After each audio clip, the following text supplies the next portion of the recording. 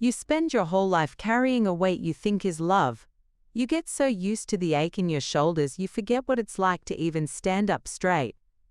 I found my brother's old debate trophy last week, in a box from my parents' garage. One of those cheap plastic things, the gold coating flaking off at the edges. I held it, the dust gritty on my fingers, and for a second, my thumb just moved. Right to the spot on my phone where their contact used to be. It's funny, isn't it? It's not even a thought, really. Just an old habit in the muscle. A twitch. The body remembers things the mind has learned to lock away. It's hard to explain my family to someone who wasn't there. There was no yelling, no slammed doors, no single wound you could point to. It was quieter. If our family was a solar system, my older brother Michael was the sun. Brilliant, golden, the center of everything. And I was just a moon, a piece of rock, useful only for reflecting his light. My whole childhood was a series of these silent, unspoken agreements. I remember the day Michael turned 17. I came home from school, and there it was in the driveway. A brand new cherry red convertible with a giant bow on it. My dad was beaming, clapping Michael on the back. Michael, he looked like he expected it. The next year, for my birthday, my dad sat me at the kitchen table and handed me a laminated city bus pass. He gave me this whole speech about financial responsibility, how learning to navigate the world on my own would build character. I remember nodding, the sharp plastic corner digging into my palm. I wasn't angry, I just felt instructed. Okay, this is my role. This is the script. When Michael got into his Ivy League school, the cost was never even a discussion. My parents' pride was a physical thing in the house, puffing up my dad's chest.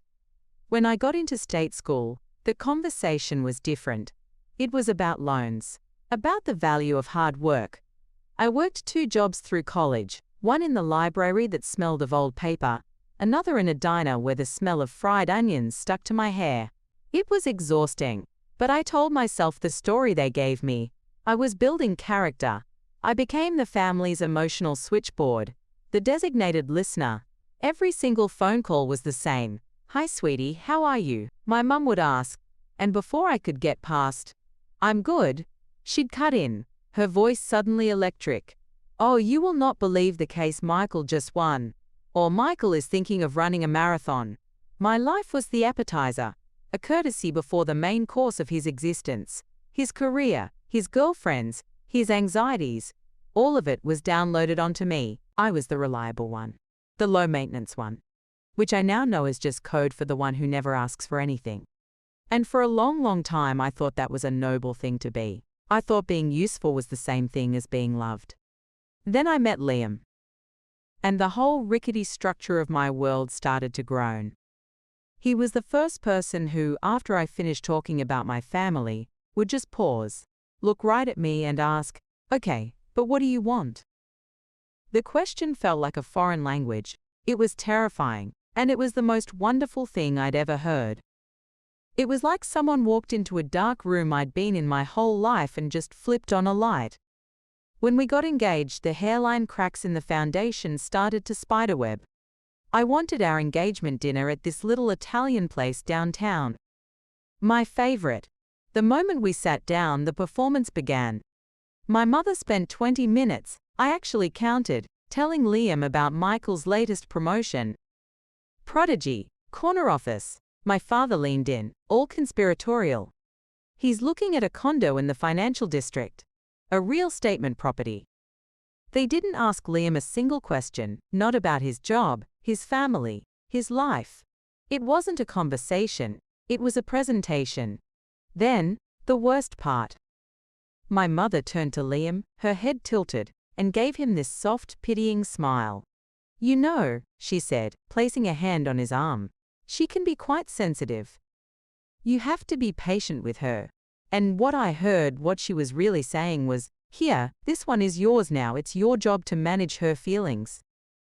They weren't welcoming a son-in-law, they were passing a baton. I remember just picking at a loose thread on my napkin, twisting it tighter and tighter until my fingertip turned white. The wedding planning was a slow-motion nightmare. Every choice I made was an inconvenience to Michael. The beautiful old barn I found? A bit small, don't you think? My mum would say. What if Michael needs to invite partners from his firm? The autumn date I loved? Oh, that's Michael's busiest quarter. He'll be so stressed. My wedding wasn't about me.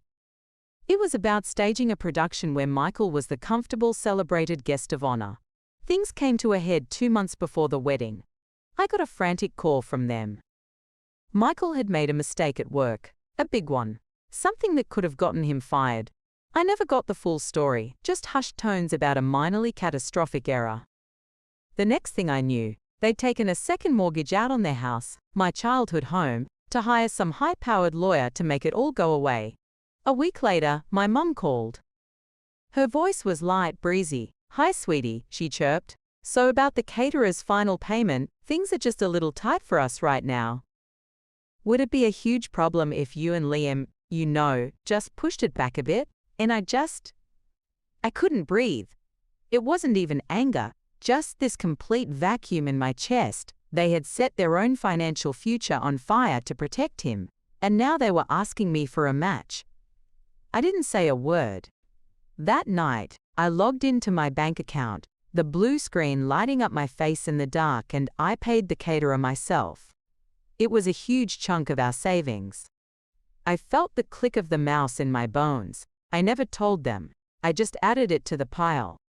One more quiet, heavy stone on a stack that was already teetering. The thing that finally broke me wasn't a fight. It wasn't a screaming match.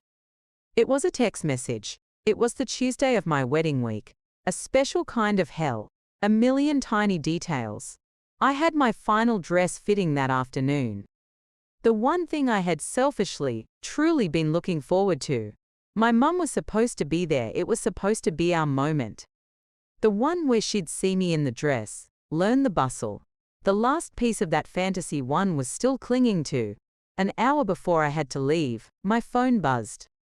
It was her. "So sorry, sweetie, can't make it today.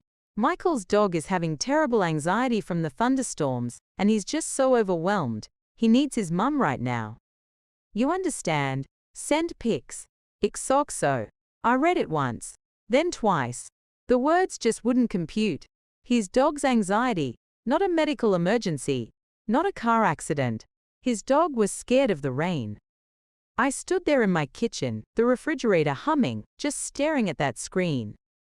And in that moment, all the unspoken family rules I had lived by for 28 years became sickeningly clear. The emotional well-being of my brother's dog outweighed this one single moment for me. I wasn't angry. Not right then. What I felt was this profound, terrifying calm. It was like the moment a fever breaks. You're not delirious anymore. You're just weak, and everything is sharp. The whole towering pile of slights and sacrifices didn't just fall over, it vanished, turned to dust. And I was left standing up straight, for the first time in my life. I never replied. I went to the fitting alone. My maid of honor met me there. I stood on the little pedestal in front of the three-way mirror. The seamstress was kneeling on the floor. She was patiently showing my friend how to hook each of the tiny fabric-covered buttons. I watched their reflections, and it was like watching a movie of someone else's life. That night I sat on the sofa with Liam. I didn't cry. I just looked at him and said, "I'm done." He just nodded. He already knew. I opened my phone, went to my mother's contact and pressed block. My finger didn't even hesitate. Then Michael's. Then my dad's. 3 taps. A lifetime of history, gone. We didn't have the wedding we planned. We lost thousands. I didn't care. That Friday we went to the courthouse with our 2 best friends. I wore a simple white dress I'd bought that afternoon. We went for pizza after. It was the happiest, lightest day of my life. That evening I did one last thing. I unblocked their numbers for exactly 60 seconds. I sent one photo to the old family group chat. Liam and me, on the courthouse steps, with genuine unforced smiles. I attached one sentence. "We're married. I am going to be taking some space for my own well-being. I will reach out if and when I am ready." And then, before a single reply could come through, I blocked them all again, permanently. What came next was A storm. The desperate, violent thrashing of a dying system. They couldn't reach me, so they went around me. First came the voicemails on Liam's phone from aunts and cousins. "Your mother is destroyed. How could you be so cruel?" Then, the story changed. The official narrative, told to everyone, was that I hadn't left. I'd been stolen. My husband was a manipulative monster who had isolated me from my loving family. They were the victims. I was a hostage. The grand finale came on a Tuesday morning, 2 months later. A loud, official knock on our door. I opened it to 2 police officers. My heart hammered against my ribs. They were there for a wellness check. My mother had called 911, hysterical, claiming I was unstable, that she was terrified I was a danger to myself. A complete fabrication. That was it. That was the moment. Standing there in my pajamas, with Liam's hand on my back, every last drop of guilt I might have been carrying just evaporated. This wasn't concern. This was a weapon. They had used the authorities to try and break down my door because they had lost their key. I didn't raise my voice. I just calmly explained. I showed them my phone's block list. They saw it for what it was. A desperate, pathetic attempt to maintain control. They apologized for the intrusion and left. As I closed and locked the door, the silence in our apartment felt different. I'd always been afraid of that kind of silence. But this wasn't the emptiness of abandonment. This was the solid, peaceful silence of a home. A safe home. They hadn't just crossed a boundary, they tried to burn my world down to get me back. And in doing so, they gave me the greatest gift of all, the absolute certainty that my door needed to stay locked forever. The war for my attention was over. The prize was my own peace. And God, it's a peace worth everything it cost to find it. If you've ever felt like the backup plan in your own family, share one line about it below.